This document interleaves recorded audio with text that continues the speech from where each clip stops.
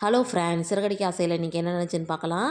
இங்கே ரோஹிணி வந்துட்டு ஹாஸ்பிட்டலில் அவங்க அம்மாட்ட சொல்கிறாங்க, நீங்கள் ஹாஸ்பிட்டலுக்கான செலவை வந்து முத்துட்ட கொடுக்கணும்னு சொன்னீங்களே அப்படிங்கிற மாதிரி ஏற்றி விடுறாங்க. இதை கேட்டோன்னே அப்படியே முத்து அப்படியே டென்ஷன் ஆகுறாரு. ஆமாம்ப்பா, நீயே ஏன்ப்பா இவ்வளோ செலவு பண்ணுற அப்படின்னு அவங்க கேட்குறாங்க. சும்மா விடுங்கம்மா, சும்மா இதெல்லாம் போய் பேசிக்கிட்டு நான் செய்ய மாட்டேன்னு நம்மளாம் ஒரே குடும்பம்னு ஆகிப்போச்சு அப்படிங்கிற மாதிரி சொல்லிட்டு, சரி வாங்க கிளம்பலாம் அப்படின்னு சொல்லிட்டு அவர் கிறிஸை தூக்கிட்டு கிளம்பிடுறாரு. கிறிஸு வந்து ரோஹிணிக்கிட்ட டாட்டா காட்டிட்டு கிளம்பிடுறாங்க. அடுத்து இங்கே வீட்டில் பார்த்தோம்னா முத்துவோட ஃப்ரெண்டு வந்து அவங்க அண்ணனுக்கு மேரேஜ்னு முத்துக்கு பத்திரிக்கை வைக்க வராங்க. மீனாவும் டீ போட்டு கொண்டு வராங்க. ஏன்டா உங்கள் அண்ணன் ஒரு பொண்ணை லவ் பண்ணான்னு சொன்னியே, அப்புறம் என்னடா அப்படின்னு கேட்குறாரு முத்து.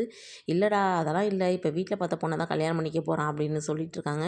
பார்த்துட்டா கடைசியில் அவன் பாட்டுக்கு ஓடி போயிட போகிறான், அப்புறம் நீ அந்த பொண்ணுக்கு தாலி கட்டுற மாதிரி வந்துட போகுது, இப்படி தாண்டா என் வாழ்க்கையே போச்சு அப்படி இப்படின்னு சொல்கிறாரு. இதெல்லாம் மீனா கேட்டு டென்ஷன் ஆகுறாங்க.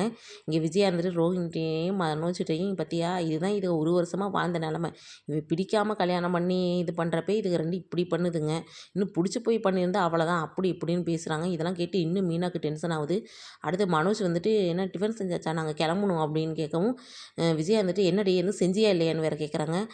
ஏன் இங்கே நான் மட்டும் தான் வேலை செய்கிறதுக்கு இருக்கேனா, வீட்டில் வந்து காய்கறி இருக்குது, கிச்சன் இருக்குது, அவங்கவுங்களுக்கு தேவையானதை செஞ்சு சாப்பிட வேண்டியதானே அப்படின்னு சொல்லிட்டு வேக வேகமாக கிளம்புறாங்க. முத்து இருந்துட்டு என்னாச்சு, ஏன் இப்படி கோவமாக இருக்க, ஏன் ஒரு மாதிரி பேசுகிற அப்படிங்கிற மாதிரி கேட்குறாரு. அங்கே அதெல்லாம் ஒன்றும் கிடையாது, நான் நல்லா தான் இருக்கேன், நீங்கள் தான் பிடிக்காம தானே என்ன கல்யாணம் பண்ணீங்க அப்படிங்கிற மாதிரி கேட்குறாங்க. முத்து கோவமாக போயிட்டார்.